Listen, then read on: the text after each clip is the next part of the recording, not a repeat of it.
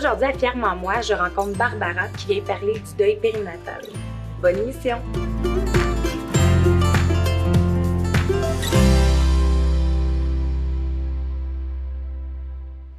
Bonjour Barbara. Bonjour. On vient parler d'un sujet qui est très touchant, émotif. On parle du deuil périnatal. Tu m'as expliqué que tu as été 2 ans avec ton conjoint, puis après ça, vous avez eu le désir de fonder une famille. Ben, c'était plus un accident. OK. Mais on était très contents. Oui. Par contre, c'est ça. À 8 semaines, j'ai fait une hémorragie qu'on pensait l'avoir perdue. OK. En fin de compte, elle était toujours là. Plus tard, on s'est fait dire que peut-être on a perdu une jumelle, mais Ça n'a jamais été confirmé. ça n'a jamais été confirmé, puis c'est correct. Et à 24 semaines de grossesse, j'avais pas commencé mes cours prénataux encore, fait que je savais pas c'était quoi des contractions. Puis j'étais OK. en pleine contraction, mes os ils ont crevé. On a monté à l'hôpital. Ils nous ont transférés à Sainte-Justine. Malheureusement, rendu à Sainte-Justine, mon mari, mon chum dans ce temps-là, ne pouvait pas embarquer dans l'ambulance avec moi. OK. Fait Il a dû vous suivre. il a été retrouver son frère pour s'en venir à l'hôpital. Rendu à l'hôpital, son cœur il avait arrêté de battre. Ça fait que j'ai accouché d'une belle petite fille qui s'appelle Elisabeth. Puis mon mari est arrivé ensuite. Il fallait que j'annonce à Patrick que j'ai accouché et que la petite était morte. Ils m'ont rentré pour un curetage d'urgence parce que j'étais en hémorragie. Quand on est ressorti, là, j'ai demandé que Patrick puisse la voir, qu'on puisse avoir du temps avec elle. Lui, il est retourné à la maison. Moi, j'ai resté là. Puis avec Sainte-Justine, je pouvais la demander de la voir. Ça fait que j'avais vraiment pris le temps de la bercer, de ses doigts, il était ça long, elle allait jusqu'ici. J'ai pris le temps avec Elisabeth. Mais quand je suis partie le lendemain matin, c'était fini. Je tournais la page. OK. Plus tard, j'ai rappelé Sainte-Justine pour avoir la photo d'Elisabeth. Mais rendu à ce temps-là, il n'y avait plus sa couverte, il n'y avait plus rien d'autre qui lui appartenait. OK. Ça, on remonte, ça fait combien d'années de ça? Elisabeth aurait eu quel âge aujourd'hui? 21 ans. 21 ans. Fait que dans ce temps-là, il n'y avait pas la procédure comme le petit deuil, là, parce que Non. maintenant, ils donnent des souvenirs. Exactement. Dans ce temps-là, Mais je pouvais les prendre, mais je connaissais pas ça. puis tu étais encore en choc. Exactement. Fait que, tu sais, je suis sortie de l'hôpital, puis c'est comme, je laissais tout là, puis je passais à d'autres choses. Par contre, j'ai tombé dans une dépression. Oui. On a enterré Elisabeth parce qu'elle était plus que 20 semaines. Il faut que tu les enterres. Puis elle avait le nom de mon mari, puis pas le mien. OK. Ça fait que c'est à partir de là qu'on s'est dit, OK, on se marie. Puis ça m'a aidé, ça m'a donné un projet. De couple. Oui. Puis de quoi pour l'avenir, parce que ce qu'on disait, puis tout que je pouvais voir, c'était, je vais aller rejoindre ma fille. OK. Tu sais, j'ai été au groupe de sport à Pierre-Boucher une fois. J'ai rencontré du monde, j'ai réalisé que j'étais pas toute seule. Il y en avait du monde qui avait des photos, puis c'est là que j'étais comme, OK, c'est pas si pire. Oui. J'ai rencontré une femme qui est en Angleterre, puis elle venait juste de perdre sur un site. Puis on s'est fait on est des bonnes amies. Vous vous êtes échangés, tout ça? Oui, et elle est venue ici une couple de fois avec ses enfants, puis on s'échange régulièrement. Mais dans ce temps-là, il n'y avait pas de groupe. Avec le CLSC ou des trucs comme ça? Il y avait juste Pierre Boucher. Puis le prochain rencontre, c'était sur les autres enfants.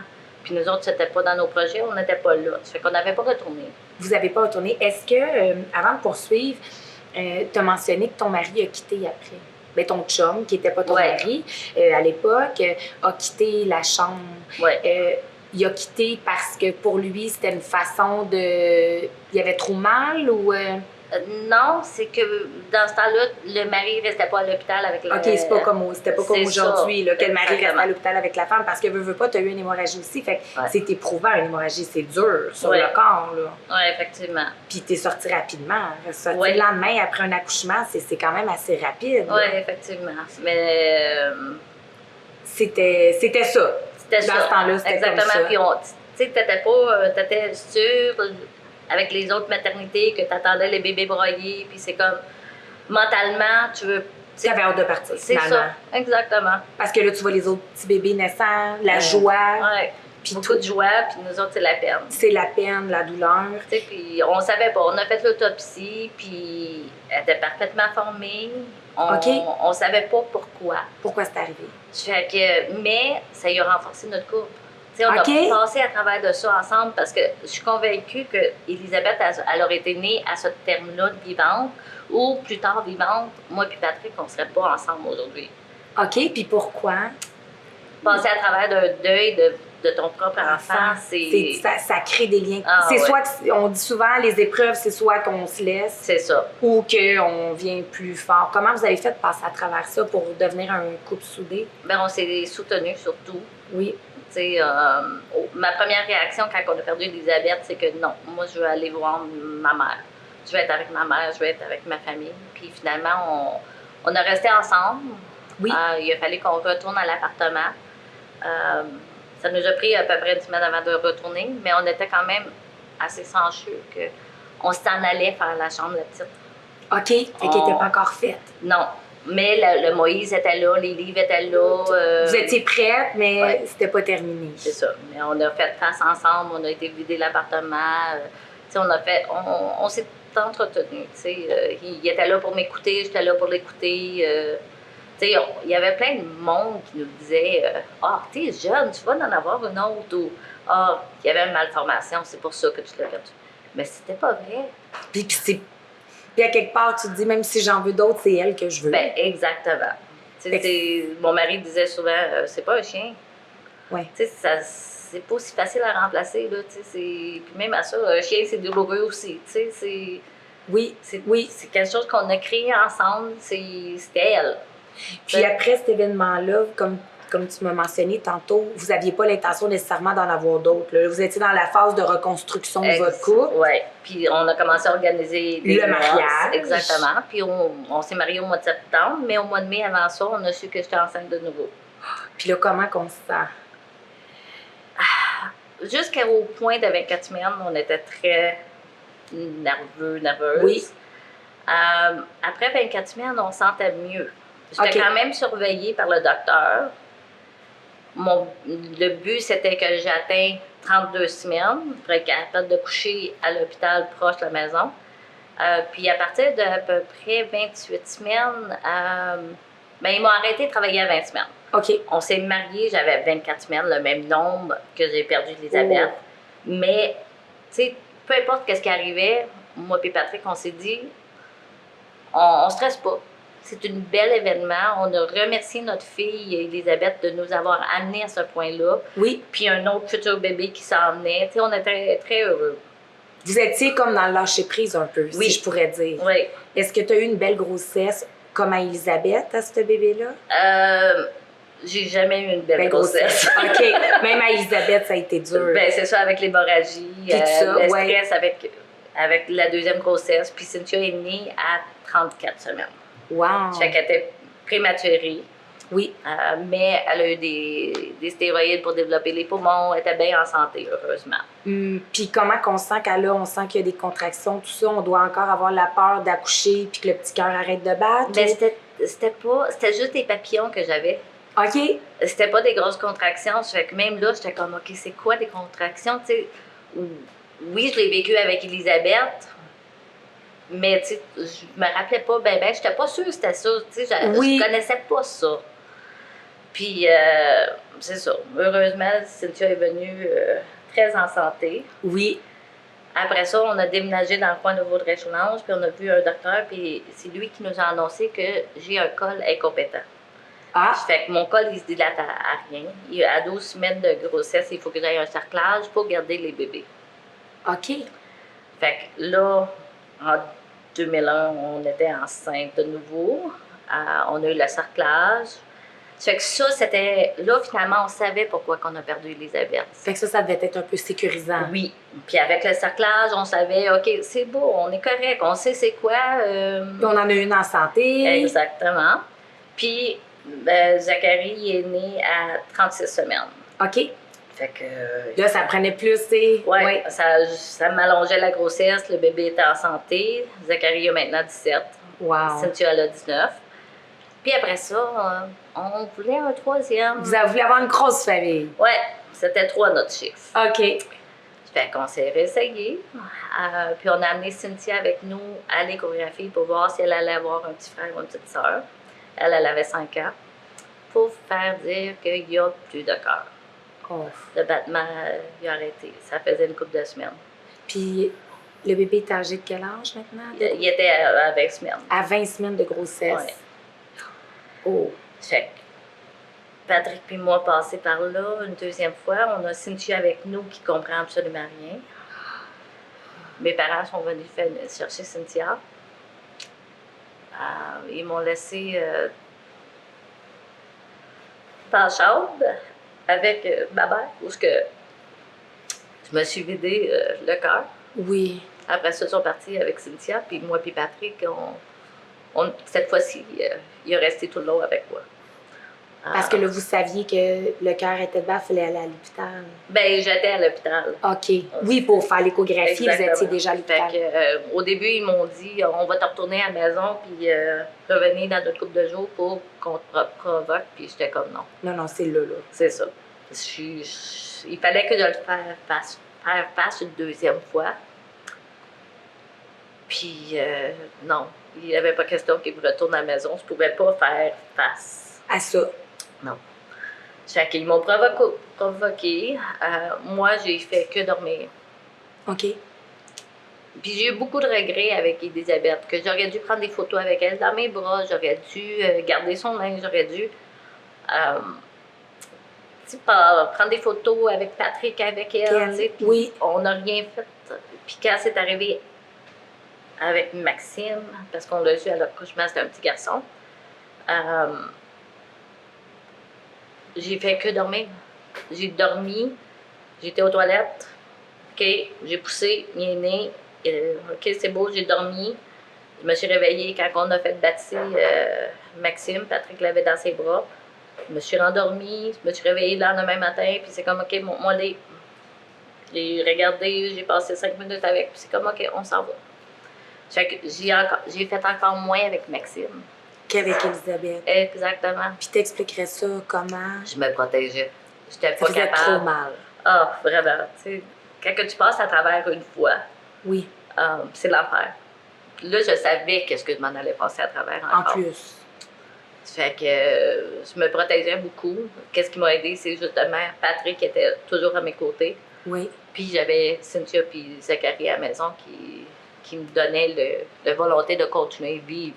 Parce que si tu n'avais pas eu d'enfant, tu penses que là, tu n'aurais pas voulu passer au travail? Non. Non, ça a comme... C'est eux autres qui m'ont vraiment aidé. Puis que tu te dis, OK, là, je peux pas me laisser aller parce que j'ai des enfants qui attendent après moi à la maison. Exactement. Puis est-ce que vous avez fait une autopsie, savoir pourquoi que... Oui, puis c'était un décollement du placenta. OK. Fait qu'on a eu le sarclage, puis là, rendu là, on a eu 2 enfants. Je peux pas dire que c'était euphorique parce que, tu sais, on avait toujours une crainte quand même. Oui. Mais on savait qu'on était capable d'avoir des enfants. Oui. Fait qu'on était contents, tout se passait bien. Puis est-ce que vous avez dû consulter les deux pour garder un couple fort, pour toi te remettre, te reprendre confiance? Rendu là, il y avait le CLSC à Vaudreuil. OK. On a eu l'appel de l'infirmière Manon Cyr qui est venue me rencontrer. On a été au groupe de support pendant longtemps. OK. Je continue à aller au moins 1 ou 2 fois par année parce que ça me permet de parler de eux. OK. Parce que la vie continue. Oui. Puis, ils font partie de ma vie. C'est mes enfants, même si le monde connaît juste Cynthia, Zachary, puis Nicolas maintenant. Elisabeth et Maxime sont là. Ils font partie de toi. Oui. Puis, je pense qu'on arrive où ce qu'on a peur de les oublier. Pas autant nous. Nous, on pense à eux tout le temps. Mais ceux dans notre entourage, Ça fait mal de savoir que votre entourage pourrait oublier Elisabeth et Maxime? ouais. Oui, parce que vous voulez qu'ils continuent à vivre, finalement, Ben, à c'est travers ça. les souvenirs. Tu sais, comme Maxime, il aurait 14 ans aujourd'hui pendant qu'on filme. Oh, wow! Mais c'est sûr que le monde qui. Moi, je l'affiche toujours sur Facebook parce que je suis très ouverte. Puis je veux que le monde sache. Je les oublie pas. Puis c'est correct pour les oublier parce que Oui. le deuil, ça finit pas dans un an. Là. Non. Il n'y a pas de terme. Puis ils ont vécu dans moi. Je les ai donné naissance. C'est fort. Oui. Le lien, même avant la naissance, le lien, l'amour est là. Exactement. Du moment que le test est positif, tout se passe. Là. Oui. Tu sais, tu vois déjà le futur avec ces enfants-là, puis des projets qui se font. Puis, tu sais, le moment que tu viens savoir qu'ils sont plus là, tout tombe en morceaux, puis il faut que tu rebâtis. Oui. Puis, pour une deuxième fois. Ouais. Est-ce qu'il y a à un moment donné un sentiment de culpabilité là-dedans? Oui, parce que dans mon cas à moi, c'est moi. Le problème, c'est pas le bébé qui est mal formé ou un problème génétique ou de quoi comme ça, c'est moi qui est grossesse à risque. OK. Tu sais, ça fait que oui, puis je pense que la culpabilité va toujours être présente. J'ai appris à vivre avec. Oui. Tu sais, c'est pas de quoi que je contrôle. Non. Tu sais, je pense que c'est ça qui m'aide. Mais, tu sais, quand le monde te dit « Ah, il y avait une malformation », c'est sûr. Non, les autopsies prouvent qu'il n'y a rien, les enfants, là. C'est moi qui n'est pas capable de garder, c'est moi qui les forme pas, qui les garde pas jusqu'à l'accouchement, tu sais. Pour qu'ils soient assez forts pour passer au travers, finalement. Exactement. Puis, est-ce que ton mari, parce que, tu sais, les hommes sont quand même, on dit que les hommes sont orgueilleux, est-ce que lui, il a essayé de cacher sa peine pour être fort ou il a toujours été capable de s'ouvrir? C'était moitié-moitié. OK. Avec Elisabeth, il me soutenait. Puis quand moi, ça allait mieux, là, c'est lui c'est moi qui étais là pour le soutenir. Puis avec Maxime, c'était le contraire. C'est OK. lui qui a tombé en morceaux en premier, puis c'est moi qui a tombé après. Puis, est-ce que tu sais pourquoi que là, à cet événement-là, à celui-là, c'est lui qui est tombé en morceaux en premier? C'est parce qu'il a vu l'accouchement? Parce que veut pas, les hommes ne portent pas l'enfant. Non. Fait que je pense que c'est peut-être une différente réalité. Oui, il aime, puis oui, il voit, entre autres, sa femme avoir de la peine. Est-ce que tu crois que d'avoir vu l'accouchement, ça vient chercher un peu plus? Probablement. Aussi, en même temps, moi, mes premières pensées, c'était Cynthia qui était là avec nous. Oui. Et après ça, je me suis renfermée. Tu voulais juste dormir pour dire, OK, j'oublie ça. J'aime mieux dormir qu'être en vie, finalement. Exactement. Comment ça a été le retour à la maison? Parce qu'il faut expliquer que finalement, il n'y a plus de bébé. Exactement. Ça aussi, ça doit faire mal. Oui. Puis Cynthia, elle avait 5 ans. T'sais, on a dit qu'il n'y avait plus de battement de cœur. Elle comprenait. Mais elle était triste. Elle commençait le maternel. Ça fait qu'elle a passé un épisode là où toutes ses photos, c'était plus dark. Oui. Zachary, lui, il avait 2 ans et demi. Ça fait qu'il ne comprenait pas vraiment ce qui se passait. C'est ça. Puis mes questionnements, ils étaient souvent, OK, qu'est-ce que je leur dis? Puis, tu sais, on apprend de ne pas dire, ils se sont endormis ou. Faut dire les vrais mots. Exactement. Faut pas trop. Ouais. Fait que, mais je pense qu'ils ont toujours compris. Puis encore aujourd'hui, tu sais, Cynthia qui a maintenant 19 ans, elle veut aller faire un tatou pour son frère puis son frère puis sa sœur, tu sais. Oh, wow! Fait qu'ils sont partie intégrante de la famille. Oui, puis pour moi, c'est important. Tu sais, fait que je leur ai jamais caché qu'il y a un frère et une sœur qui sont pas là. Tu sais, des fois, on va jouer au jeu comme imagine si tu aurais 2 petits frères. Tu sais, comment ça serait. Ouais. Fait que, non, ils sont intégrés. Ils restent toujours dans la famille. Tu sais, ils sont pas. Comment je dirais ça? Ils sont pas affichés. OK. Tu sais, j'ai le cadre, puis ça, c'est dans ma chambre. OK. Tu sais, c'est pas pour que tout le monde qui rentre dans la famille, dans la maison, le voit. Mais non, il fait partie. Quelqu'un va me demander combien d'enfants que tu as. Ben, j'en ai 5. 2 qui sont au ciel, puis 3 qui sont avec moi. T'sais. Après, dans le fond, la fausse couche de Maxime, ben pas la fausse couche, mais Le mort-né, oui. le mort-né de Maxime, vous avez, après combien de temps, puis qui a initié à dire on en fait un autre? Ben, on voulait pas terminer comme ça. OK. Ça fait que je pense que c'était un couple de mois après qu'on s'est essayé, mais j'ai fait une fausse couche à 8 semaines. Ouf. Après ça, c'était au mois d'octobre. Au mois d'avril, encore une autre fois, une autre fausse couche. Puis à chaque fois, est-ce qu'on prend ça comme des échecs? Oui. Fait puis à quelque part, c'est encore toi qui as un sentiment de culpabilité qui se dit...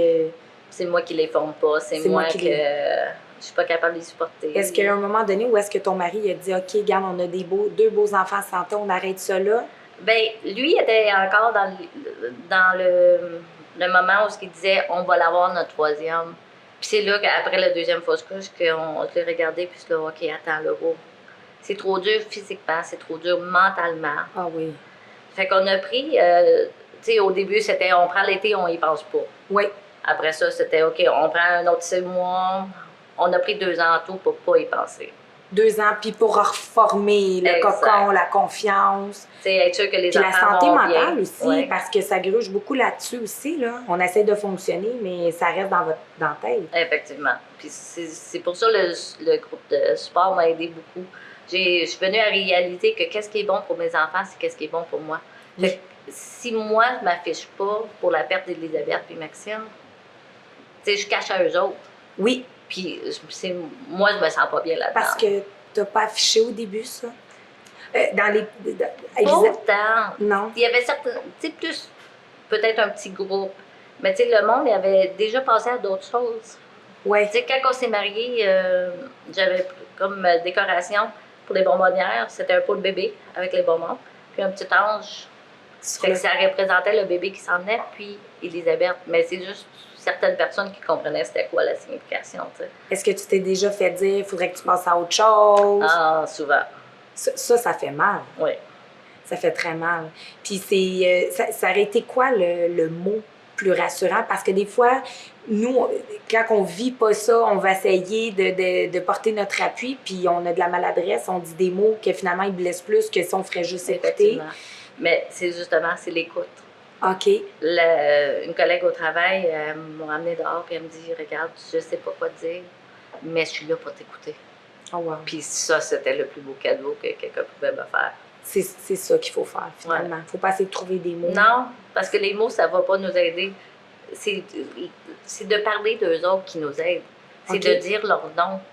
Puis tu sais, quand tu as une personne qui arrive à Noël puis dit, ou à leur anniversaire, puis dit « Je pense à toi puis Élisabeth aujourd'hui, ou toi puis Maxime », ça fait tout un... Tu sais, tu réalises, OK, ils sont pas oubliés. Ils sont pas oubliés, puis ça fait du bien. Effectivement. Après le 2 ans, vous avez décidé de réessayer.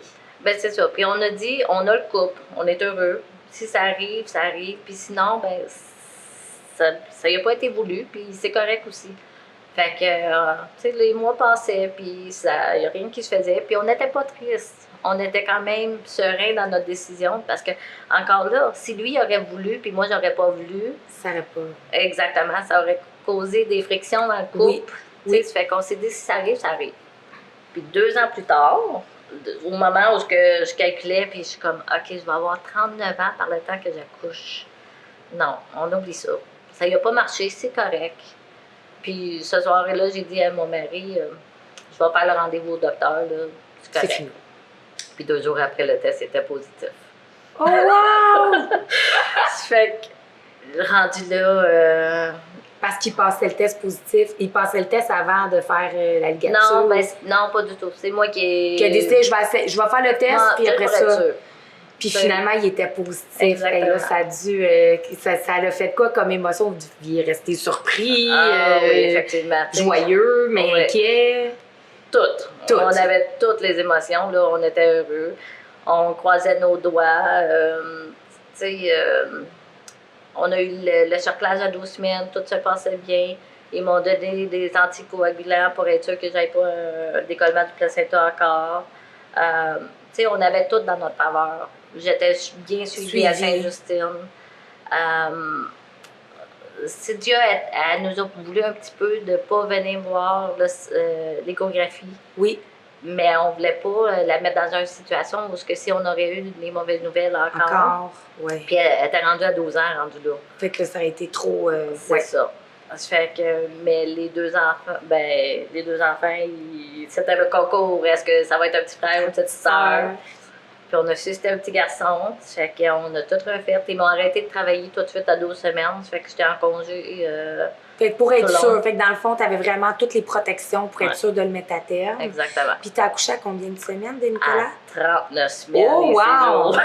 Wow! Fait que lui, il était bien. Lui, il est resté jusqu'à la fin. Ils ont enlevé le cerclage, puis on a dit, OK, ça va être aujourd'hui. Puis non, il m'a fait attendre jusqu'à la dernière seconde.